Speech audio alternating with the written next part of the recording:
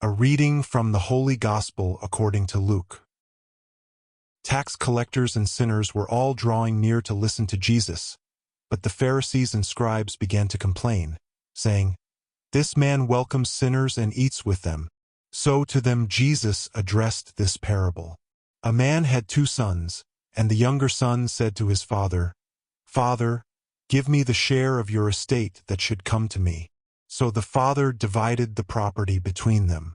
After a few days, the younger son collected all his belongings and set off to a distant country where he squandered his inheritance on a life of dissipation. When he had freely spent everything, a severe famine struck that country, and he found himself in dire need. So he hired himself out to one of the local citizens who sent him to his farm to tend the swine. And he longed to eat his fill of the pods on which the swine fed, but nobody gave him any.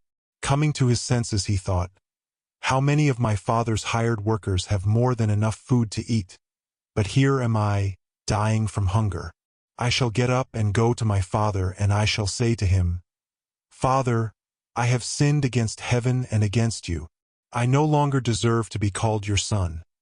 Treat me as you would treat one of your hired workers.' So he got up and went back to his father. While he was still a long way off, his father caught sight of him and was filled with compassion.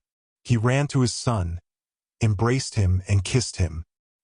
His son said to him, 'Father, I have sinned against heaven and against you.